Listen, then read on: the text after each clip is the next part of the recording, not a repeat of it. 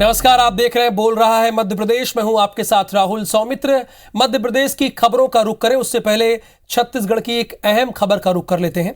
रायपुर में अनाज कारोबारी से सरेराह डकैती के 14 आरोपियों को पुलिस ने अलग अलग जगह से गिरफ्तार कर लिया था, लेकिन डकैती का सरगना अजय उर्फ अज्जू फरार चल रहा था, जिसने आपके विश्वसनीय न्यूज चैनल IBC 24 के माध्यम से पुलिस के सामने सरेंडर किया। डकैती का मास्टरमाइंड हरियाणा से सीधे रायपुर स्थित IBC 24 के ऑफिस पहुंचा। फिर क्या हुआ, आपको एक रिपोर्ट में सब कुछ दिखाते हैं और बताते भी हैं।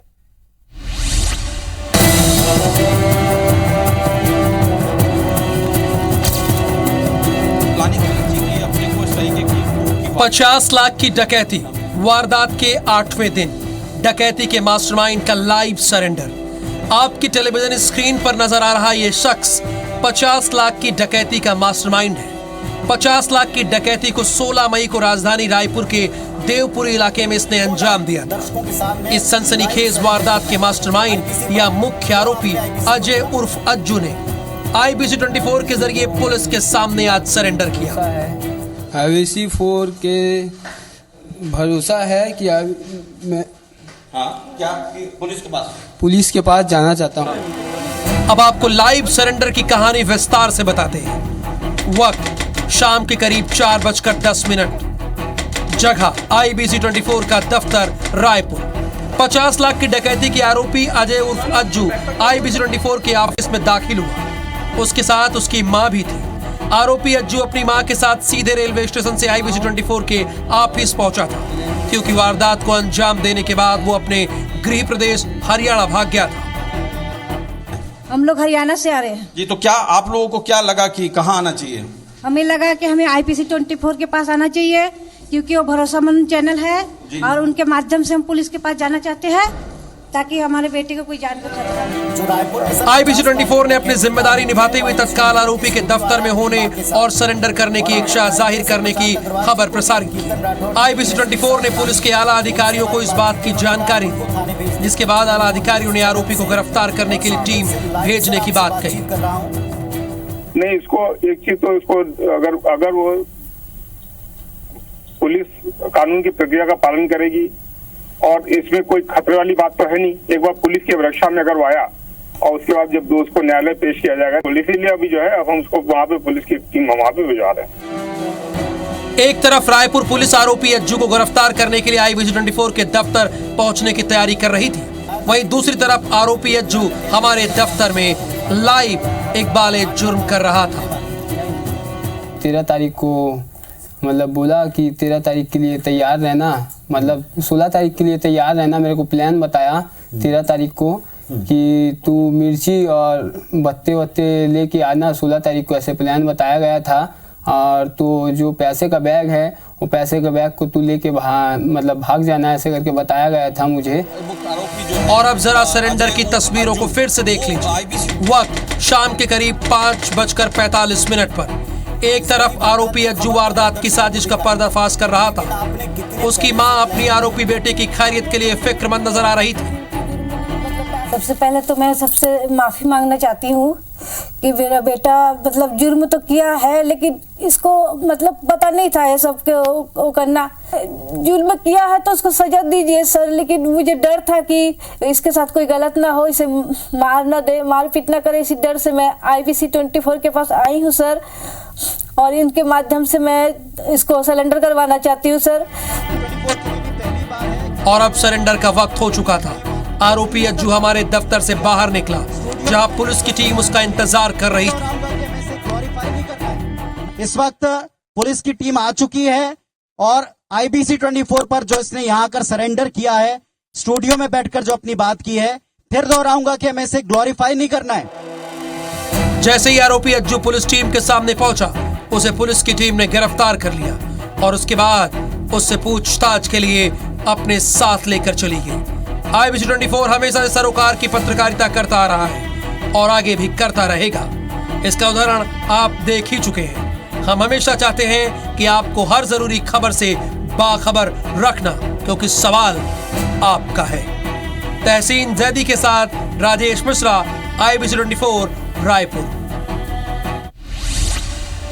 और अब मध्य प्रदेश की खबरें विस्तार से। मुख्यमंत्री शिवराज सिंह चौहान ने भोपाल में आंगनवाड़ी के बच्चों के लिए जन सहयोग के खिलौने जुटाने का एक अभियान शुरू किया।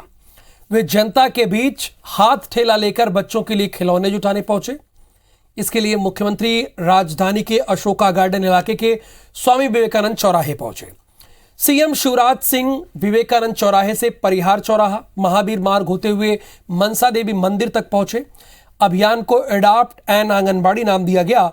इस अभियान में लोग भी अपने घर की बालकनी और छत पर खड़े होकर मुख्यमंत्री को खिलौना देकर अपना सहयोग दिया।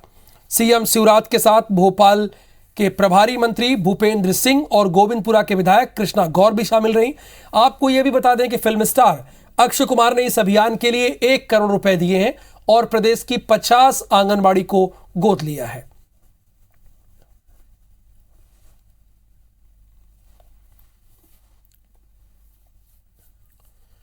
चार दिन के छिंदवाड़ा दौरे पर पहुंचे पूर्व सीएम और पीसीसी चीफ कमलनाथ मध्य प्रदेश सरकार पर जमकर बरसे।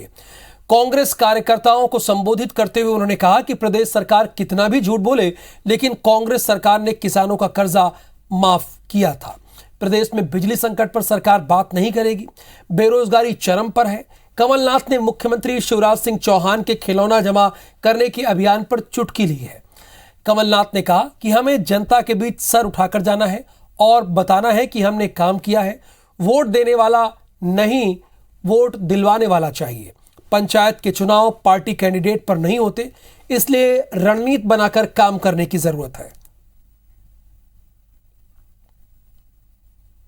27 लाख किसानों का कर्जा माफ हुआ। अगर बिजली 100 रुपए 100 यूनिट मिली, सबको मिली। ये बात नहीं करेंगे आज बिजली की क्या समस्या है, बेरोजगारी की क्या समस्या है। शिवराज जी कहेंगे 1 लाख लोगों को रोजगार मिल रहा है, सब झूठ, एक बात झूठ। मध्य प्रदेश के मालवा निमाड़ की राजनीति में अहम भूमिका निभा चुका आदिवासियों का संगठन जायस चर्चा में है। व्यापम घोटाले के विसल ब्लोअर डॉक्टर आनंद राय और जायस के संरक्षक डॉक्टर हीरालाल के अलावा सोशल मीडिया पर चौंकाने वाली बयानबाजी सामने आई है।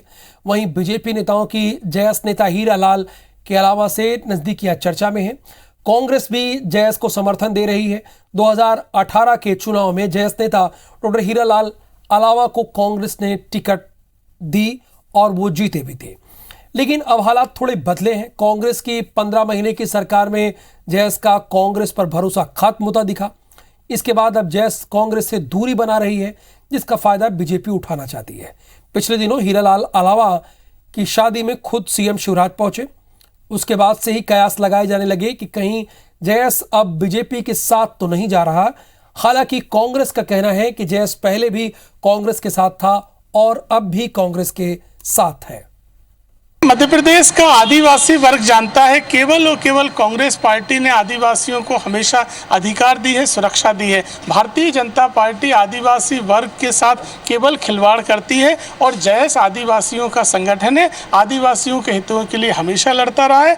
आदिवासियों के हितों में जायस कांग्रेस पार्टी के साथ रहा है और आगे भी रहेगा। ये राजनीति का एक अंग है, the part of the politics. और भारतीय जनता पार्टी समाज हित में, राष्ट्र हित में क्या हम कर सकते हैं, प्रदेश हित में हम क्या कर सकते हैं, उसकी चिंता करती है। जो अच्छे लोग हैं, जो हमारी विचारधारा से जुड़ना चाहते हैं, उनके लिए स्वागत है।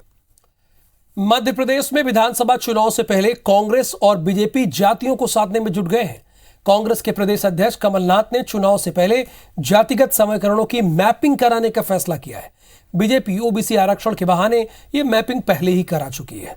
कांग्रेस ने इसके लिए पूर्व प्रदेश कांग्रेस के अध्यक्ष अरुण यादव को सभी 230 सीटों के सामाजिक और जातिगत समीकरणों की मैपिंग की जिम्मेदारी दी है, जिसे बीजेपी नकल बता रही है। चुनाव में जातिगत वोट बैंक की अहमियत क्या होती है, ये सियासी दलों से बेहतर भला कौन जानता है। यही वजह है कि कांग्रेस मिशन 2023 के चुनाव के लिए जातियों को साधने में लगी है। कांग्रेस के भरोसेमंद सूत्रों की माने तो कमलनाथ प्रदेश की सभी विधानसभा सीटों का सर्वे करीब 4 महीने पहले करा चुके हैं। अब कांग्रेस सभी सीटों का सामाजिक और जातिगत आधार पर अध्ययन कर एक रिपोर्ट तैयार कर रही है, जिसकी जिम्मेदारी दी गई है पूर्व प्रदेश अध्यक्ष अरुण यादव को। पूरी 230 विधानसभा सीटों के लिए कुछ निर्णय लिए हैं और उन निर्णयों से माननीय अरुण यादव जी को अध्यक्ष जी ने निर्देशित किया है, उस आधार पर वे काम करेंगे और अपनी रिपोर्ट पार्टी के प्रदेशाध्यक्ष जी को देंगे। कांग्रेस जो जानकारी जुटा रही है उसमें रिपोर्ट में जातियों के झुकाव और उनके मुखिया के राजनीतिक संबंधों को खंगाला जा रहा है। रिपोर्ट में पूछा जा रहा है कि उस सीट के सभी समाजों और जातियों की आबादी के साथ ही उनके मुखिया का झुकाव किस राजनीतिक दल की ओर है। इसके अलावा कांग्रेस की कोशिश है कि हर विधानसभा क्षेत्र में पिछली बार के ऐसे निर्दलीय उम्मीदवारों को टटोला जाए जिन्हें अच्छे खासे वोट मिले थे। अलग अलग जातियों के महापुरुषों और प्रमुख हस्तियों से जुड़ाव के लिए कार्यक्रम बनाए जाएं। जिस तरह उत्तर प्रदेश में अमित शाह ने बीजेपी के लिए जीत की जमीन तैयार की थी, उसी तरह यहाँ भी मैपिंग की जाए। बीजेपी कांग्रेस की इस मैपिंग को खुद की नकल बता रही है।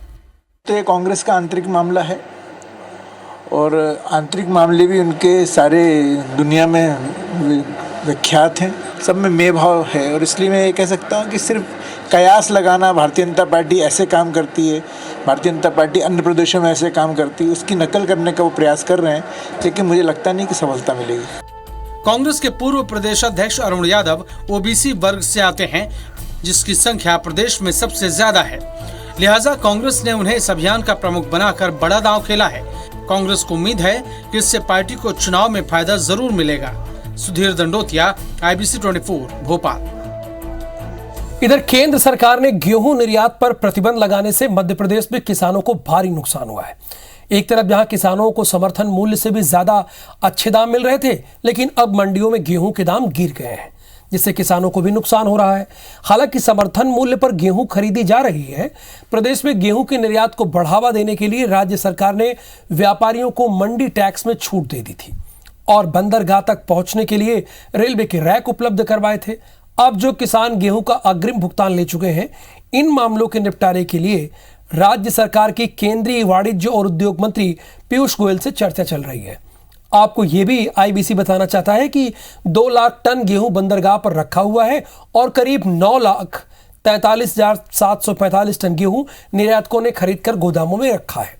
कृषि मंत्री कमल पटेल का कहना है कि गेहूं निर्यात करने के लिए भेजा था, लेकिन कुछ व्यापारियों ने स्टॉक कर लिया रेट बढ़ाने के लिए, इसलिए प्रतिबंध लगाया गया है। मध्य प्रदेश से 41 लाख मेट्रिक टन गेहूं निर्यात के लिए गया था, लेकिन पोर्ट के अंदर मात्र 10-12 लाख मेट्रिक टन ही पहुंचा। लोगों ने स्टॉक कर लिया था महंगाई करने के लिए, और इसलिए भारत सरकार ने ये निर्णय लिया। लेकिन किसानों को हमारे रेट मिल गए अच्छे, और हमने खरीद लिया है, और जितना भी किसान का होगा एक एक दाना खरीदेंगे। किसान को कोई नुकसान नहीं होने देंगे। अब उस पोर्ट पर जिसके मालिक कौन है सर्वविदित है। औने पौने दामों में वो गेहूं कौन खरीदेगा, किन दामों पर खरीदेगा, व्यापारियों को उससे कितना नुकसान होगा, ये आने वाले दिनों में सारी परतें खुलेंगी। इंदौर की देवी अहिल्या यूनिवर्सिटी में रैंकिंग के मामले ने हॉस्टल प्रबंधन सवालों के घेरे में है। आज विश्वविद्यालय के चीफ वार्डन ऑफिस में दोनों पक्षों से पूछताछ की गई। स्पेशल कमेटी ने जूनियर और सीनियर्स के बयान दर्ज किए। दरअसल हॉस्टल में रहने वाले 15 जूनियर विद्यार्थियों ने 23 सीनियर पर गंभीर आरोप लगाए। जूनियर्स ने सीनियर्स पर नशे की हालत में दुर्व्यवहार करने की गोपनीय शिकायत दर्ज की। हालांकि आरोपी सीनियर्स के अभिभावकों ने उनका बचाव किया। आरोपी सीनियर से भी पूछताछ जारी है। देखा जाए तो रैगिंग इस तरह कोई कहा नहीं, आपसी डिस्प्यूट्स हैं बच्चों के, डिफरेंस ऑफ ओपिनियन जिसको बोल सकते हैं। अब बच्चे क्या हैं कि कोई सीनियर्स हैं, कई नोटोरियस रहते हैं। नहीं, जो बयान में उन्होंने लिख के दिया है उसमें कितनी सच्चाई है, और वास्तव में यदि रैगिंग हुई है तो उसमें जो भी कड़ा से कड़ा पनिशमेंट होगा वो हम करेंगे इसके लिए। बाकी व्यक्तिगत हम चर्चा करेंगे, और उसकी अगर स्वीकारोक्ति होती है और ऐसा कुछ किया गया है तो उसके लिए जो भी रैगिंग अधिनियम में प्रावधान है उसके अनुसार हम कार्रवाई करेंगे। और इस बीच एक बड़ी खबर है। भोपाल से चुनाव को लेकर बीजेपी की बैठक। निकाय पंचायत चुनाव की तैयारियों पर चर्चा हो रही है। प्रत्यक्ष प्रणाली से चुनाव कराए जाने को लेकर यह बैठक हुई। सीएम शिवराज VD शर्मा बैठक में शामिल हैं। बैठक में प्रदेश पदाधिकारी भी मौजूद हैं, जिसकी तस्वीरें आप लगातार देख पा रहे हैं। चुनाव को लेकर बीजेपी की बैठक चल रही है। निकाय पंचायत चुनाव की तैयारियों पर चर्चा हो रही है और साथ ही प्रत्यक्ष प्रणाली से चुनाव कराए जाने को लेकर बैठक। प्रत्यक्ष प्रणाली का मतलब आप समझ रहे हैं ना, कि महापौर का चुनाव सीधे जनता के थ्रू कराया जाए। क्योंकि इस बात को लेकर भी बीजेपी में दो गुट हैं।